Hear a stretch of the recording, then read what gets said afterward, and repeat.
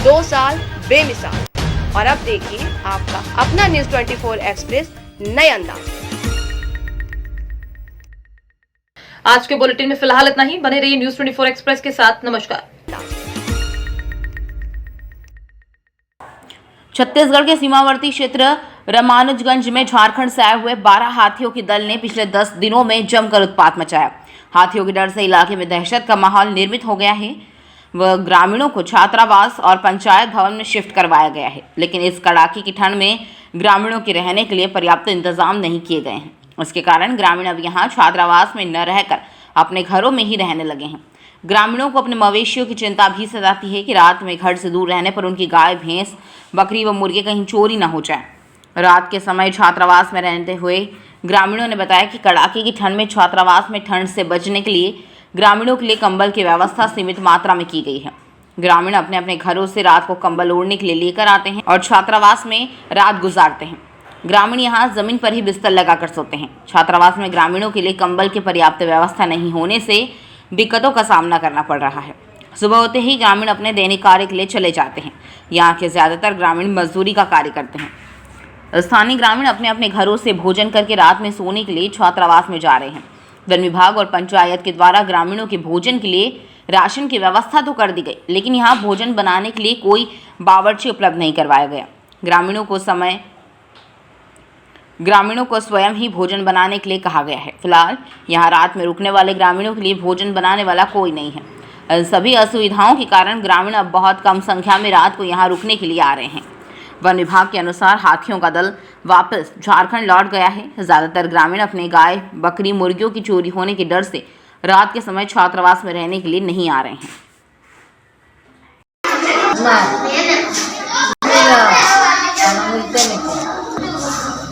घर पर तनी मनी खा पी के आए सुतलिया काम है, यहाँ मिलते नहीं के तो का नहीं मिला पाका में सुतलिया घरे से लेदरा कोटरा मान के सुतते।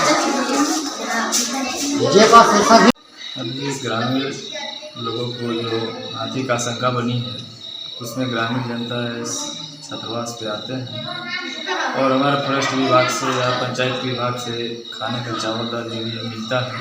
हालांकि ग्रामीण जनता जो खा करके यहाँ पे आती है, सोने आती है और सोने के साथ यहाँ पे मैं देख रहा हूँ हॉस्टल में सीमित मात्रा में कंबल का व्यवस्था है। तो घर से घर कंबल कराई जजाई जो भी हो सालों लेकर के आते हैं, सोते हैं। जो भी है मान लीजिए हमारे अंडर में हमारे कंबल उसी को लेकर क्या के सोते हैं। ऐसा कोई मतलब व्यवस्था तो मेरे ख्याल से नहीं है किसी पब्लिक को कंबल या टेंट फिर का कोई व्यवस्था तो अलग से मेरे ख्याल से नहीं मिला है ऐसा। कोरोना को लेकर अब भय का माहौल दूर करने के लिए आम लोगों को जागरूक करें। प्रभारी मंत्री की अध्यक्षता में आयोजित वर्चुअल बैठक में जिले में कोविड की रोकथाम के लिए प्रशासनिक तैयारियों की समीक्षा हुई। जनप्रतिनिधि, व्यावसायिक संगठनों के प्रतिनिधियों से कोविड के रोकथाम के लिए की गई सहयोग की अपील। कोविड प्रोटोकॉल का गंभीरता से पालन करें, लोगों को जागरूक किया गया। उपचार के प्रति मुख्यमंत्री बघेल और स्वास्थ्य मंत्री सिंहदेव गंभीर हैं। उन्होंने कहा कि किसी अधिकारी के कोविड से प्रभावित होने की स्थिति में उनके स्थान पर अन्य वैकल्पिक अधिकारी की पूर्व से व्यवस्था सुनिश्चित की जाए, ताकि संक्रमण की रोकथाम व उपचार की व्यवस्था पूर्ववत सुचारू रूप से संचालित होती रहे। दौरान बाजार में दैनिक उपयोग की वस्तुओं की कालाबाजारी और मुनाफाखोरी के खिलाफ सख्त कार्रवाई के निर्देश दिए। सख्ती से चांपा में शहर से बाहर कोविड अस्पताल शुरू करने को कहा गया। बेहतर व्यवस्था और लोगों की सावधानी से कोरोना वायरस का प्रभाव अन्य स्थानों की अपेक्षा यहां कम हो सकता है। बेहतर उपचार की व्यवस्था से जनहानि को रोका जा सकेगा। माननीय मुख्यमंत्री जी का निर्देश मिला था कि माननीय प्रभारी मंत्रीगणों की अध्यक्षता में हर एक जिले में कोविड से जो सुरक्षा या बचाव के संबंध में एक आवश्यक मीटिंग ली जाए। आज जांजगीर चांपा जिले में भी ये मीटिंग माननीय प्रभारी मंत्री जी और माननीय विधानसभा अध्यक्ष महोदय और स्थानीय माननीय विधायकगण तथा व्यापारिक अलग अलग संगठनों, प्रेस के साथियों, इन सभी की उपस्थिति में आज यहाँ जांजगीर चांपा जिले में मीटिंग हुई है। और हमने इसके सारे जो पहलू हैं तीसरी लहर को देखते हुए, उनके सारे उपायों पे, सारी तैयारियों के संबंध में विस्तृत चर्चा की है। हमने सभी को अवगत कराया है कि जो हमारी तैयारियां हैं वो हम बेहतर तरीके से करने की कोशिश कर रहे हैं, पर सबसे बड़ा उपाय है कि यदि हम सावधान रहें और इस बीमारी से बचें, वही सबसे बड़ा इससे बचने का उपाय होता है। तो आप सभी के माध्यम से हम आग्रह करना चाहेंगे कि लोग कोविड प्रोटोकॉल का कड़ाई से पालन करें, अनावश्यक तरीके से अपने घरों से बाहर ना निकलें, घरों पे रहें। साथ ही किसी भी तरह की सामग्री की कमी ना हो, इसके लिए हमने व्यापारिक संगठनों से चर्चा की है। ये भी कहा है कि यदि कोई कालाबाजारी करता पाया गया तो उसके खिलाफ कड़ी कार्रवाई की जाएगी। आने वाले दिनों में आम लोगों से भी अनुरोध है कि बिना मास्क पहने अपने घरों से बाहर ना निकलें, सार्वजनिक जगहों पे अनावश्यक रूप से ना जाएं, और यदि लोग ऐसा आदतन बार बार करते पाए गए तो उनके खिलाफ भी चालानी जमा और बाकी कार्रवाइयां की जाएंगी। इस बार पूरा जिला प्रशासन इस बीड़ा को उठाया हुआ है, किसी भी तरह के समन्वय की कमी नहीं होने दी जाएगी। Thank you. नरसिंहपुर जिले के करेली शहर हरविष्णु कामत स्टेडियम में युवा मोर्चा के संयुक्त तत्वाधान में सांसद कप स्वर्गीय सुरेश अग्रवाल अधिमान्य पत्रकार जी की स्मृति में रात्रिकालीन टेनिस बॉल प्रतियोगिता का भव्य रंगारंग शुभारंभ क्षेत्रीय राज्यसभा सांसद कैलाश सोनी व क्षेत्रीय सांसद राव उदय प्रताप सिंह होशंगाबाद की गरिमामय उपस्थिति में किया गया। राज्यसभा सांसद सोनी के जन्म दिवस होने पर क्रिकेट टूर्नामेंट स्टेडियम में सभी युवा मोर्चा के कार्यकर्ताओं ने शुभारंभ के साथ जन्मदिन का केक काटकर शुभकामनाएं प्रेषित भी की गई थी। इस अवसर पर हमारे बीच में उपस्थित होशंगाबाद संसदीय क्षेत्र के सक्रिय, ऊर्जावान, लोकप्रिय, और अभी अपन ने व्हाट्सएप पे देखा कि पार्लियामेंट में सवाल उठाने में उनका दूसरा स्थान, जीतने में जैसा स्थान है ऐसे ही जो लोक धर्म है उसका पालन करने में भी उनका स्थान पार्लियामेंट में बहुत ऊंचा है। ऐसे राव उदय प्रताप सिंह जी इस अवसर पर हमारे मंच पर उपस्थित जिले के महामंत्री द्वय डॉक्टर हरगोविंद जी, राजीव जी, नगर के अध्यक्ष भाई रजत जी, भैया नीरज जी, गौतम जी, जगदीश मिश्रा जी, भैया आशीष जी, और साईं खेड़ा से हमारे बहुत बुजुर्ग हमारे भगत दास महन जी वो भी उपस्थित हैं।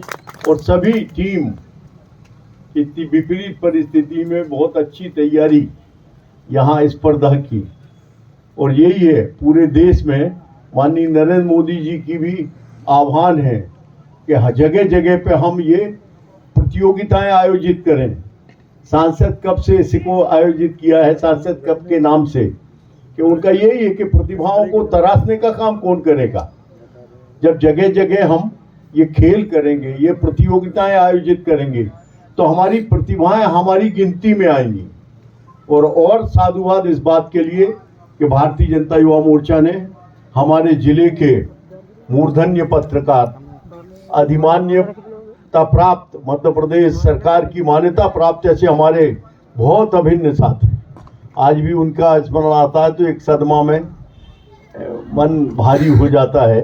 उनकी स्मृति में ये खेल आयोजित किया, इसके लिए और सारे युवा मोर्चा के सारे बंधुओं को खूब साधुवाद के इस बहाने उनका भी पूरा जीवन समाज के हर दर्द को उभारने का काम, उकेरने का काम, इतिहास पूरे करेली का, जिले का हर विषय पे उनकी बहुत अच्छी पहुंच थी। ग्रामीण क्षेत्र की जो भी समस्याएं थी उन पे उनकी बड़ी गहरी पेट थी, वो खूब लिखा उनने जीवन भर। और बहुत असमय पिछले कोविड ने हमें बहुत क्षति पहुंचाई, हमारे बहुत साथी सहयोगी चले गए, उन्हें आज के अवसर पे हम श्रद्धांजलि अर्पित करते हैं। और युवा जो मोर्चा के सारे नौजवान मित्रों से यही निवेदन करते हैं कि ये स्पिरिट हमारी कि समाज के बीच में प्रतिभाओं को उभारने की, उनका परिष्कार करने की, जांच करने की, ये हमारी स्पिरिट बनी रहे। इसके लिए परमात्मा से भी हम विनय करते हैं कि उनमें ये करने की भावना, क्योंकि बहुत कठिनाई है, पानी गिर रहा है, फिर मंच लगाना है, सामान जुटाना है, सारी चीज़ें, इन सब के बावजूद। और आज बहुत हम आनंदित हैं कि अपना ये उपेक्षित ग्राउंड अच्छी ताकत से आप लोगों ने सजाया है। इस सारी प्रतियोगिताओं के लिए हमारे पास ये साधन हो गया। आप आज की इस प्रतियोगिता के लिए सारे लोगों को खूब इसमें जो प्रतिभागी आए हैं और जो आगे भाग लेंगे उनके लिए खूब हार्दिक शुभकामनाएं।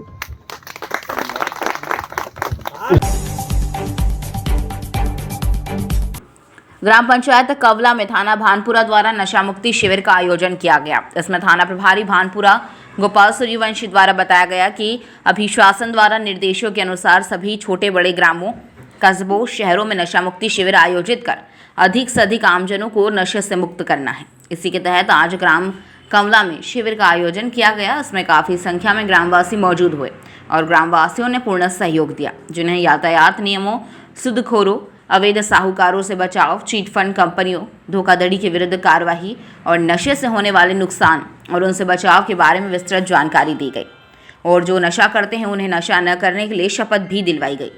थाना प्रभारी व पूर्व सरपंच चंद्रशेखर भट्ट द्वारा बताया गया कि जो नशा हमें और हमारे परिवार को प्रभावित करता है उनसे हमें और हमारे परिवार को बचा कर रखना है। थाना प्रभारी व पूर्व सरपंच चंद्रशेखर भट्ट ने विश्वास जताया कि हमें पूर्ण विश्वास है कि जागरूक ग्रामवासी इस शिविर से जागरूक होकर इस नशे को हमेशा के लिए छोड़कर अपने और अपने परिवार को एक नव जीवन की ओर अग्रसर करेगा। सबलगढ़ में फिर से चोरों का आतंक। दीवान पैलेस के पीछे वाली गली में अनंत शर्मा के सोने घर चोरों ने आज रात झटकाए ताले। चोरों ने सोने चांदी के आभूषणों सहित नकदी को लेकर पार हो गए। घटना का पता आज सुबह पड़ोसियों को लगा, तब पुलिस को सूचना दी गई। पीड़ित का परिवार छोटे भाई को हार्ट अटैक आने के कारण उपचार हेतु दिल्ली गया हुआ था। बीमार के कारण पहले से परेशान में परिवार पर इस घटना के कारण आफतों का पहाड़ टूट पड़ा है। पुलिस ने चोरी का मामला दर्ज कर विवेचना में ले लिया है। मैं आनंद शर्मा, दीवान पैलेस के पास सबलगढ़ में मेरा निवास है। मेरे छोटे भाई को 1 तारीख को हार्ट अटैक आया था, तो उसको लेके पहले हम ग्वालियर गए हम लोग, फिर उसके बाद वहाँ से दिल्ली जीबी पंत हॉस्पिटल के लिए रेफ़र कर दिया। वहाँ से हम कल 7 तारीख को वहाँ से दिल्ली से लौट के आए। ग्वालियर अपने मकान पर रुके हुए थे। यहाँ मकान सुनसान था, ताला लगा हुआ था। तो ऐसी स्थिति में चोरों ने सुनसान मकान का फ़ायदा उठा के उसका ताला तोड़ दिया और तकरीबन 10 तोला सोना, 2 किलो चांदी के आभूषण ले गए एवं तकरीबन 10,000 रुपये नकद रखे हुए थे। उसको तोड़ के वहाँ से ले गए और अन्य सामान।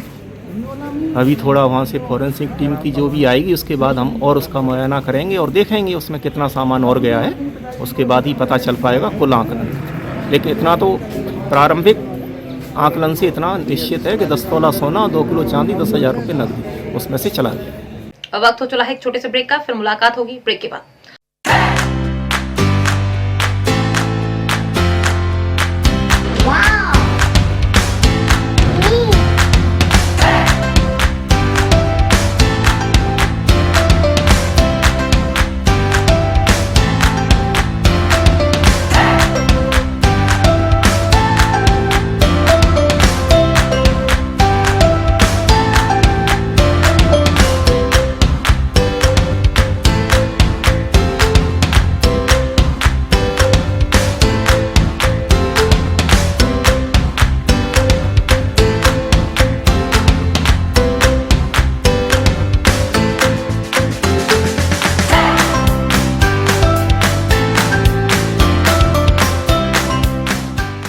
ब्रेक के बाद एक बार फिर आप सभी का स्वागत है। आइए बढ़ते हैं अगली खबर की ओर।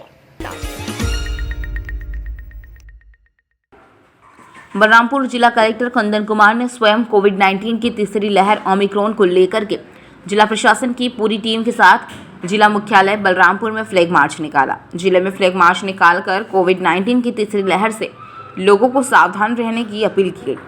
साथ ही कोविड-19 की गाइडलाइन का पालन करने की अपील भी की गई। इस फ्लैग मार्च के माध्यम से आम जनता को प्रशासन की ओर से जागरूक किया जा रहा है ताकि जिले में इस भीषण महामारी कोविड की तीसरी लहर पर काबू पाया जा सके। जिला कलेक्टर कुंदन कुमार कोविड की तीसरी लहर से बचाव के लिए प्रशासन स्तर पर सभी तैयारियां पूरी कर ली गई है। वहीं फ्लैग मार्च निकालकर आम जनता को जागरूक करते हुए इस भीषण महामारी से बचने की अपील कर रहे हैं। इस फ्लैग मार्च में जिला कलेक्टर कुंदन कुमार के साथ पुलिस अधीक्षक रामकृष्ण साहू, अतिरिक्त पुलिस अधीक्षक सुशील नायक, एसडीएम, तहसीलदार, जनपद सीईओ, नगर पालिका, सीएमओ, स्वास्थ्य विभाग के अमला सहित पुलिस जवान मौजूद रहे। सेंसिटिव बॉर्डर है, जो रामानुजगंज और झारखंड का बॉर्डर लगता है। और यहाँ पे हमारा 24/7 जांच नाका भी है, जहाँ पे हर गाड़ी की 100% टेस्टिंग की जा रही है और जो भी पॉजिटिव की स्थिति अगर बन रही है उसको आइसोलेट भी कराया जा रहा है। तो उसी चीज़ को देखने के लिए मैं और एसपी साहब यहाँ पे आए थे। व्यवस्थाएं जो हैं ठीक है, वो अच्छी हैं, कुछ कमियां हैं तो उनको ठीक करने के लिए टीम को बुला गया है। इसके अलावा हमारा पूरा प्रयास, मैं सभी लोगों को ये बताना चाह रहा हूँ कि जो भी व्यक्ति अगर जिसको कोविड के सिम्टम्स हैं तो वो अननेसेसरीली ट्रेवल नहीं करें, अपने घर में ही रहें। और क्योंकि कोरोना की स्थिति अभी हमारे ज़िले में बहुत ही कंट्रोल्ड है, तो हमको इस तरह के कोई भी कोविड के सिम्टोमेटिक पेशेंट्स को नहीं लेना है, तो कोविड के ऐसे लोगों को नहीं एंटर करने देना है जिससे कि हमारे यहाँ संक्रमण बढ़े। तो देखने के लिए हम आए थे। और चूँकि आज शनिवार का दिन भी है, दुकानें भी बंद हैं, सारी दुकानें भी हम लोग को बंद दिखी। व्यवस्था अच्छी है और व्यवस्था को दुरुस्त करने के निर्देश दिए गए हैं। भारतीय जनता पार्टी के यशस्वी प्रधानमंत्री नरेंद्र मोदी, प्रदेश के यशस्वी मुख्यमंत्री शिवराज सिंह चौहान के द्वारा चलाई जा रही जन कल्याणकारी योजनाओं व जिला पंचायत क्षेत्र में चल रहे विकास कार्यों से प्रभावित होकर ग्राम पंचायत सुल्तानपुर के कांग्रेस कार्यकर्ताओं ने आज भारतीय जनता पार्टी की सदस्यता ग्रहण की। इससे प्रमुख रूप से श्री विनोद ग्रेवाल, अनिल ग्रेवाल, विजय ग्रेवाल, अशोक भूरिया, संदीप ग्रेवाल, सुरेश कटारे, सुनील बरगुंडा, जितेंद्र बामनिया, अनिल बरगुंडा आदि ने भाजपा की सदस्यता ग्रहण की। सभी बंधुओं का सम्मान किया गया। आज ये क्या कार्यक्रम रखा गया यहाँ पे? भारतीय जनता पार्टी के यशस्वी प्रधानमंत्री श्री नरेंद्र जी मोदी और मध्य प्रदेश के यशस्वी मुख्यमंत्री श्री शिवराज जी चौहान की जनहितैषी योजनाओं के द्वारा जो जन जन का विकास हुआ है, क्षेत्र का विकास हुआ है, उसी कड़ी में मेरे जिला पंचायत क्षेत्र क्रमांक 6 अमजेरा से दसई तक जो विकास कार्य शासन की ओर से हमारे प्रयास से किए गए, उससे प्रेरित होकर हमारे विनोद जी और उनकी पूरी टीम सुल्तानपुर ग्राम पंचायत के विभिन्न मजरों से यहाँ आए हैं, जो कि पूर्व कांग्रेस में कार्य करते थे, पर भारतीय जनता पार्टी की जनहितैषी योजनाओं से प्रेरित होकर और हमारे अथक प्रयास से जो उस क्षेत्र में विकास कार्य किए गए, उनसे प्रेरित होकर इन्होंने भारतीय जनता पार्टी परिवार में आना की मंशा जाहिर की थी। उसी कड़ी में आज इनका भारतीय जनता पार्टी में प्रवेश करवाया गया, इनका स्वागत किया गया है। कितने कार्यकर्ताओं ने कांग्रेस छोड़ बीजेपी ज्वाइन की? 11 कार्यकर्ताओं ने भारतीय जनता पार्टी की सदस्यता ग्रहण की है, विनोद जी के सहयोग से उनके साथ में। आपका नाम? कमल यादव, जिला पंचायत सदस्य अमजेरा, धार, सरदारपुर। बलरामपुर जिले के बसंतपुर थाना क्षेत्र में कोविड-19 को लेकर अंतर्राज्यीय धनवार बॉर्डर पर पुलिस के द्वारा वाहनों को रोककर कोविड जांच करवाई जा रही थी। उसी दौरान वाड्रफ नगर की ओर से एक आयसर ट्रक क्रमांक MH04HD 9275 आया, जिसे रोकने पर वाहन के चालक वाहन को नहीं रोका व वाहन में सड़े गले सब्जी की काफी तेज दुर्गंध आ रही थी, जिसे Dhanwar RTO check post barrier के सामने रोककर चेकिंग की गई तो उक्त ट्रक में 65 बोरी पत्ता गोभी सड़े गले गंधयुक्त भरे हुए दिखे। उसे हटाकर पुलिस के जवानों द्वारा तलाशी लेने पर सफेद बोरी की प्लास्टिक बोरी में भरा हुआ 52 बोरी मादक पदार्थ गांजा भी मिला। पूछताछ पर वाहन चालक ने बताया कि कोई दस्तावेज हमारे पास नहीं है। उड़ीसा कटक से गांजा लोड कर जौनपुर तस्करी करने के उद्देश्य से ले जाया जाने वाला वाहन चालक ने स्वीकार किया। आरोपी के विरुद्ध धारा 20B NDPC एक्ट के तहत कार्रवाई की गई। इस कार्यवाही से खुश होकर पुलिस अधीक्षक बलरामपुर रामकृष्ण साहू ने पुलिस जवानों को बधाई दी। ने अवैध मादक द्रव्यों के खिलाफ एक बड़ी कार्रवाई की है। मैं बसंतपुर पुलिस को बहुत बहुत बधाई देना चाहता हूं। हमारे जो बसंतपुर पुलिस का धनवार बैरियर में एक अवैध मादक पदार्थों के लिए जांच के लिए टीम लगाई गई है। थाना प्रभारी स्वतः मौजूद थे और वाहनों की जांच कर रहे थे। उस दौरान संदिग्ध वाहन उसको जो है दिखाई दिया, जो सब्जी से भरा हुआ था और उसमें सड़ी हुई सब्जी का गंध आ रहा था। संदेह के आधार पर उसको चेक किया गया। चेक करने पर उसमें 53 बोरे में रखा हुआ जो है गांजे की सुगंध वाली जो है बोरियां प्राप्त हुई। फिर देखा गया तो उसे 312 पैकेट जो है गांजा की जो है बरामद की गई, जिसको विधिवत तौल पंचनामा करते हुए उसकी पंचनामा कार्रवाई की गई। उसमें जो चालक आरोपी इस्ताक अहमद को गिरफ्तार किया गया। इस्ताक अहमद गोरखपुर उत्तर प्रदेश का निवासी है। उससे पूछताछ किए जाने पर पता चला कि वह जौनपुर जो है उत्तर प्रदेश ये माल ले जा रहा है और उसको रायपुर से प्राप्त हुआ है। इस बात की और तहकीकात की जा रही है कि इस आइसट को कैसे इसको रायपुर से प्राप्त हुआ और उसके बाद किसने दिया, इस बात की आगे पूरी तहकीकात जो है नियमानुसार की जा रही है। और इसके लिए हमारे अतिरिक्त पुलिस अधीक्षक श्री सुशील नायक, एसडीओपी अनिल विश्वकर्मा, इनकी टीम भी जो है इस तहकीकात में लगी हुई है। साइबर का भी सहयोग लिया जा रहा है, जिससे पूरे गैंग को जो है पर्दाफाश किया जा सके, उसकी विरुद्ध कार्रवाई की जा सके। अभी प्रारंभिक तौर पे इसमें जो तत्कालिक जब्ती हुई है उसमें 312 पैकेट गांजे की जो है जब्ती की गई है, जो 53 बोरे में था।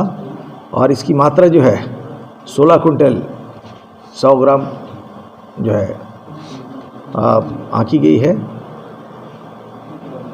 और लिया गया है। जब्त करके जो है बाकी इसकी विधिवत जो है कार्रवाई की जा रही है। जो है जैसा वो बताते हैं उसके हिसाब से जो है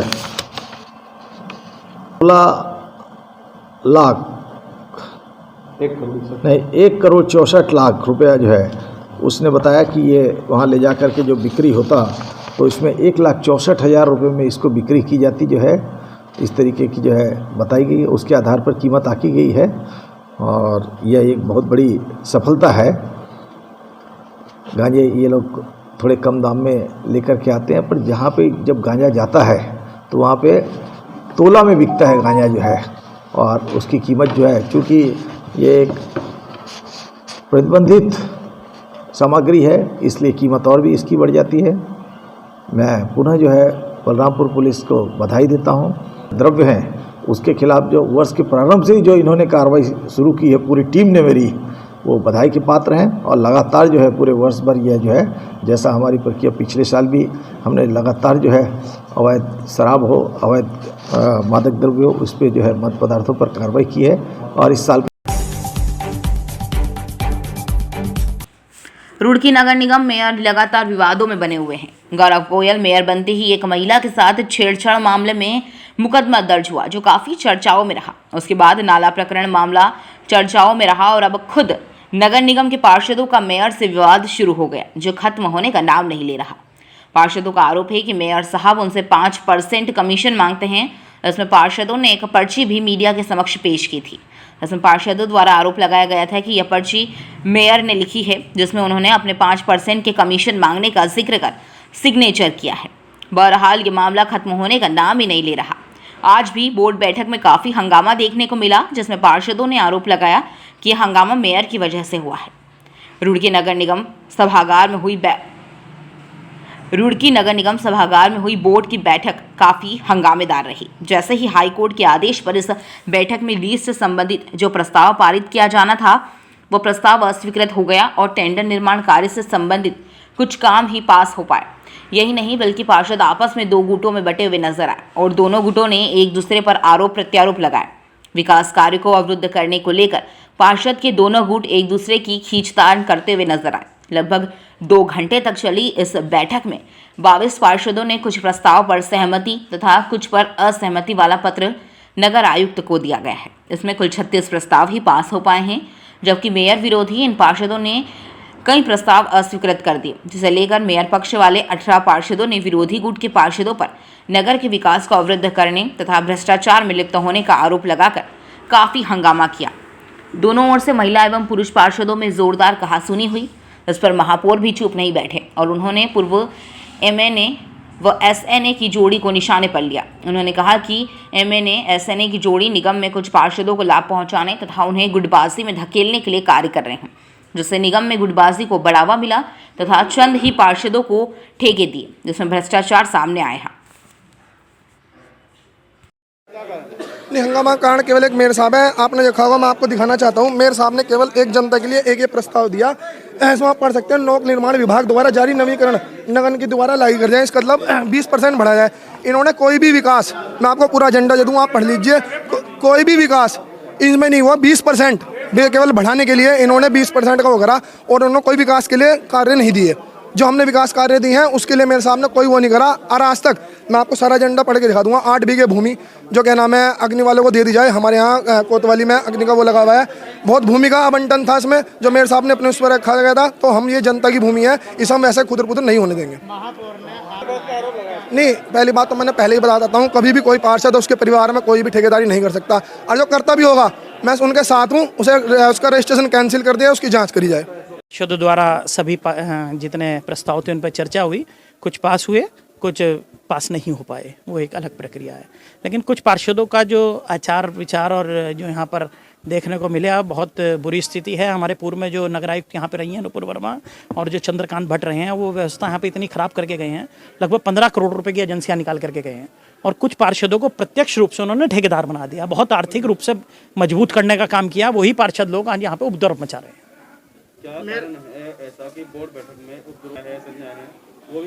देखिए, पार्षदों का समन्वय ठेकेदारों का समन्वय नहीं है। कुछ पार्षद ठेकेदार बन गए हैं, समस्या सिर्फ उनके साथ है। जो पार्षद हैं जो क्षेत्र का विकास चाहते हैं उनके साथ कोई समस्या नहीं है। एक बड़ा सवाल है, तो इस बात संज्ञान क्यों नहीं ले रहे? देखिए, रिश्तेदारी का विषय नहीं है। उनके मित्रों के नाम से भी रजिस्ट्रेशन करा रखे हैं और बहुत मोटा लाभ, आर्थिक लाभ पूर्व की नगर आयुक्त और शहर सहायक नगर आयुक्त ने इन लोगों को दिया है और जिससे बाहर नहीं निकल पा रहे हैं। अब भी मुझे लगता है जो हमारे नए नगर आयुक्त आए हैं, सहायक नगर आयुक्त हैं, निश्चित रूप से पार्षदों पे ठेकेदारी पे प्रतिबंध जरूर करेंगे कि इन लोगों को ठेकेदारी से दूर रखा जाए। मुझे भी जानकारी मिली है, कुछ पार्षद ऐसे हैं जिन्होंने उपद्रव मचाया है, उन्होंने शराब पी रखी है। मैंने एमएनए साहब को बोला है कि उस पर कार्रवाई करें और जानकारी तत्काल कराएं। कुछ पार्षदों ने वास्तव में ज़्यादा शराब पी के आए हुए थे यहाँ पे। मेयर साहब, बोर्ड ये प्रस्ताव आपके का है, बस एक ही है? कौन सा है? मेरा तो बहुत सारे प्रस्ताव हैं उसके अंदर। उसमें एक ही प्रस्ताव बताइए। देखिए, एक प्रस्ताव उसके अंदर से संबंधित है कोई? कौन सा? PWD में जो देखिए, राज्य सरकार का एक शेड्यूल रेट है, इस दर से निर्माण कार्य होंगे, इस दर से सरकारी दर है, उस दर को हमें बोर्ड में पास करना होता है, इसलिए वो बोर्ड में रखा गया था। सरकार का, उत्तराखंड सरकार का शेड्यूल रेट अपने बोर्ड में पास कराने के लिए रखा था। मैं आपको कहूंगा कि कुछ ठेकेदार, कुछ पार्षद ठेकेदार बन गए। हमारे दोनों अधिकारियों के संरक्षण में उन्होंने खूब ठेकेदारी करी और खूब आर्थिक लाभ नगर निगम से लिया। उसी का परिणाम है जो यहाँ पे समस्याएं आ रही हैं। जब ठेकेदारी उन्होंने की तो सारा ही लाभ उनका रहा। कमीशन खोरी तो अलग विषय है, लेकिन जब आर्थिक उन्होंने जो अधिकारी रहे हैं एमएनए से ने, उन्होंने कुछ पार्षदों को खूब ठेकेदारी कराई और खूब आर्थिक लाभ दिया है। और जानकारी में है कि चुनाव के बाद वो दोनों भ्रष्ट अधिकारी दोबारा रुड़की की ओर आने की सोच रहे हैं। वो इनके पार्षदों में अब भी उत्साह है। बोलते हैं कि 3 महीने बाद हमारे दोनों अधिकारी रुड़की आ जाएंगे अपने गृह जनपद, गृह नगर में नौकरी करने के लिए। निश्चित रूप से, क्योंकि भ्रष्टाचार का बोलबाला है, अधिकारियों भी खूब यहाँ से भ्रष्टाचार करके गए हैं, निश्चित रूप से आने का जरूर प्रयास करेंगे। लेकिन उनका प्रयास, मैं कोशिश करूंगा कि इस आचार संहिता काल के अंदर ही उनके द्वारा जितने घोटाले कहे गए हैं वो सारे घोटाले खुलवाऊं और उनसे रिकवरी कराऊं। सरकार का कुछ नहीं, लेकिन भ्रष्ट अधिकारियों ने खूब भ्रष्टाचार किया है। कहते हैं मुझे कोई संशय नहीं होता, खूब भ्रष्टाचार किया है। तो सरकार को ठेंगा है कहीं ना कहीं ऐसे अधिकारियों? देखिए, मैं तो समय समय पर अवगत देखिएगा, बोर्ड बैठक नियमित तौर पर होनी चाहिए। हर 2 माह में बोर्ड बैठक होनी चाहिए। नहीं होती है, इसका कारण तो महापौर को मालूम है क्यों बोर्ड बैठक से बचना चाहते हैं। आज ये जाहिर भी हो गया क्योंकि बोर्ड में शायद वो अल्पमत में है बुरी तरह से, इसलिए वो बोर्ड बैठक से बचते हैं। लेकिन बोर्ड बैठक से बचना कोई समाधान नहीं है, क्योंकि शहर के जितने भी विकास हैं, वार्डों के जो भी विकास हैं, वो तो बोर्ड में पास होंगे तभी होंगे। तो बोर्ड बैठक करना हमारा दायित्व है, महापौर का भी दायित्व बनता है। सबसे पहले मैं धन्यवाद करना चाहता हूँ माननीय हाई कोर्ट का कि उन्होंने 10 माह बाद इस चीज़ का संज्ञान लिया। शहर के प्रबुद्ध नागरिक, हमारे बुद्धिजीवी सुबोध जी हाई कोर्ट गए, उन्होंने पहल की और उसके फलस्वरूप ये बोर्ड बैठक हो सकी। ये हाई कोर्ट के आदेशानुसार था, क्योंकि हाई कोर्ट के आदेश का पालन करना बहुत ज़रूरी होता है और इसमें कमिश्नर गढ़वाल द्वारा भी आदेश जारी कर दिए गए थे, इसलिए महापौर को मजबूरन ये बोर्ड बैठक आहूत करनी पड़ी। देखिएगा, विकास कार्यों के सभी प्रस्ताव पास कर दिए गए हैं और उसके अलावा कर्मचारियों के जो हित के प्रस्ताव थे वो पास कर दिए गए हैं। जो गैर ज़रूरी प्रस्ताव थे, शहर के अलॉटमेंट संबंधी ज़मीन और इत्यादि इत्यादि, क्योंकि उस पर विस्तृत कार्य योजना सदन को मालूम होनी चाहिए, तो जो अपूर्ण और अपुष्ट प्रस्ताव रखे गए थे महापौर के द्वारा, उन्हें निरस्त किया गया बहुमत से। देखिएगा, ये कार्यशैली का विरोध है।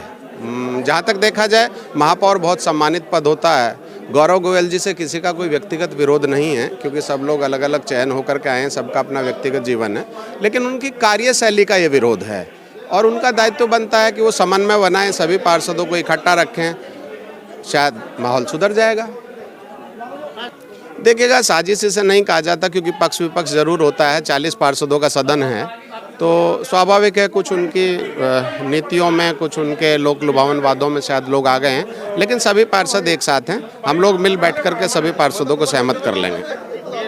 हाँ, इशारा शोभा नहीं देता, डायस पर बैठे हुए थे, उन्हें आग्रह किया गया, बार बार मेरे द्वारा भी आग्रह किया गया था कि आज आप एक अच्छी पहल करें, 40 पार्षदों से कहें कि समन्वय बना करके हम काम करेंगे और आज एक नई युग की शुरुआत हो सकती है नगर निगम के इतिहास में और भविष्य के लिए, लेकिन शायद उन्हें समझ नहीं आया। आपने भी देखा कि वो उस प्रस्ताव पर गर्दन हिला करके दूसरे पक्ष को मना करते नजर आए। अच्छा नहीं है, शहर के विकास के लिए अच्छे संकेत नहीं है।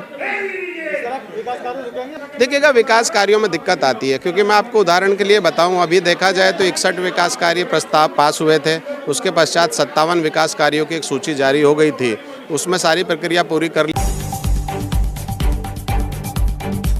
झांसी स्मार्ट सिटी प्रोजेक्ट के अंतर्गत झांसी के लक्ष्मीबाई पार्क स्थित तारामंडल के निर्माण हेतु आज झांसी ललितपुर के क्षेत्रीय सांसद अनुराग शर्मा के द्वारा भूमि पूजन किया गया। झांसी को स्मार्ट सिटी बनाने के लिए कराए जा रहे विकास कार्यों में यह तारामंडल एक मील का पत्थर साबित होगा। इस तारामंडल का निर्माण 1 साल के अंदर कर लिया जाएगा, जिसकी कुल लागत 36 करोड़ रुपए आएगी। डीपीआर तैयार कर ली गई है व साथ ही इसका टेंडर भी हो चुका है। आज विधि विधान के साथ झांसी सांसद अनुराग शर्मा के द्वारा भूमि पूजन करके इसका उद्घाटन किया गया। इस मौके पर मेयर रामतीर्थ सिंगल के अलावा झांसी स्मार्ट सिटी प्रोजेक्ट से जुड़े हुए समस्त अधिकारीगण, पार्षद, आदर्श गुप्ता, भाजपा नेता कल्लू सोनी आदि सभी मौजूद रहे। हम लोग महारानी लक्ष्मीबाई के ऐतिहासिक पार्क में खड़े हुए हैं और एक ऐतिहासिक काम इस पूरे बुंदेलखंड के लिए आज से शुभारंभ होने जा रहा है। यहाँ पर एक प्लानिटोरियम, जिसे तारामंडल कहते हैं, उसके लिए भूमि पूजन हुआ है और मेरे लिए विशेष रूप से खुशी की बात ये है कि जब मैं चुनाव उसके लिए महापौर पद के लिए लड़ रहा था, तो जो मेरा घोषणा पत्र था उसमें भी मैंने ये घोषणा की थी कि अगर मुझे अवसर मिला तो मैं झांसी में एक प्लानिटोरियम का निर्माण कराऊंगा। उसके बाद में क्योंकि झांसी स्मार्ट सिटी में चयनित हो गई थी और इसकी जो सिटी लेवल एडवाइजरी कमेटी होती है उसमें माननीय सांसद जी, माननीय विधायक जी और हम सारे लोग उसमें सलाहकार समिति के सदस्य हैं। हम लोगों ने सामूहिक रूप से इसके लिए प्रस्ताव दिया, जो स्मार्ट सिटी के बोर्ड में पास हुआ और उसकी डीपीआर बनने में जो समय लगा, क्योंकि ये बड़ा प्रोजेक्ट है, उतना समय लगा। उसके बाद इसका टेंडर हो गया है और लगभग 35 करोड़ रुपए की लागत से 15,000 स्क्वायर फीट में ये प्लानिटोरियम बनाने हेतु आज भूमि पूजन किया गया। इससे यहाँ पर पर्यटन भी बढ़ेगा और जो भी प्राइमरी से लेकर और डिग्री कॉलेज तक के जो स्टूडेंट्स हैं उनकी लर्निंग के लिए भी बहुत अच्छा होगा। यहाँ हम पूरे ब्रह्मांड के बारे में भी जानकारी प्राप्त कर सकेंगे। उसके अलावा विभिन्न अवसरों पर, विभिन्न विषयों पर भी हम यहाँ पर शोज कर सकेंगे, जिससे बच्चों को लर्निंग का बहुत अच्छा अवसर मिलेगा। इससे क्षेत्र का पर्यटन बढ़ेगा, जानकारी बढ़ेगी। ये ऐतिहासिक पार्क किले की तलहटी में महारानी लक्ष्मीबाई के नाम से ऐतिहासिक पार्क है और उसमें विकास की दृष्टि से ये ऐतिहासिक कदम आज हम लोगों ने आगे बढ़ाया। ठीक, महापौर साहब, इसमें कोई ऐसा वैज्ञानिक या कोई आपका एक टेक्नोलॉजियन होगा जो उन्हें समझाएगा? कोई नियुक्ति होगी क्या है? नहीं, वो ऑलरेडी है। सारे एक्सपर्ट से सलाह मशवरा करने के बाद ही प्रोजेक्ट बनता है। डीपीआर बन चुकी है, टेंडर हो चुका है और ये काम L1 जो भी वेंडर है उसको अवार्ड हो चुका है, इसीलिए भूमि पूजन हुआ है। ये आज से इस कार्य का शुभारंभ है। कितने? नमस्कार, आप देख रहे हैं न्यूज़ 24 एक्सप्रेस और मैं हूं नेहा परिहार आपके साथ। आइए रुक करते हैं आज के बुलेटिन की ओर।